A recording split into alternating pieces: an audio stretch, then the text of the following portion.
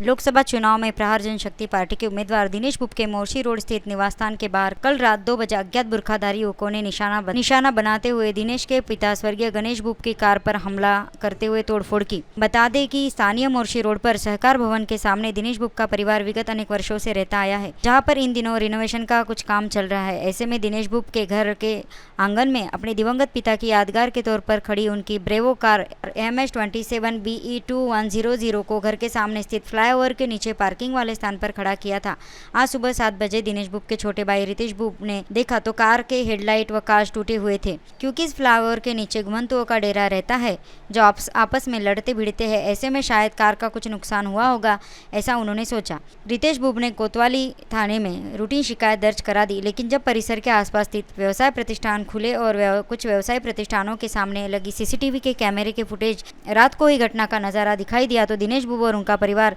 संकेत में आ गए, क्योंकि CCTV फुटेज में साफ तौर पर दिखाई दे रहा था कि रात करीब 2 बजे के आसपास 2 दुपहिया वाहनों पर सवार होकर 4 नकाबपोश युवक दिनेश बुब के घर के सामने पहुंचे थे और उन्होंने जानबूझकर दिनेश बुब के घर के सामने खड़ी उनके पिता की कार के साथ तोड़फोड़ की।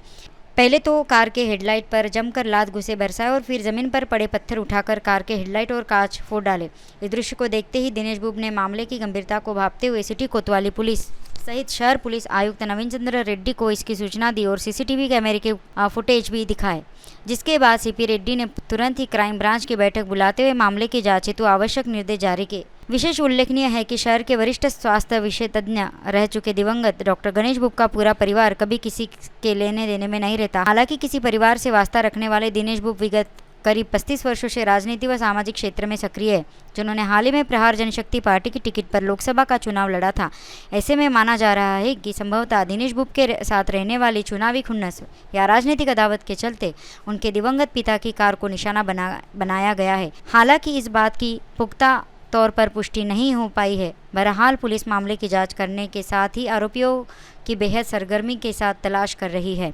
अमरावती मंडल YouTube चैनल को सब्सक्राइब कीजिए और फेसबुक और इंस्टाग्राम ID को फॉलो कीजिए।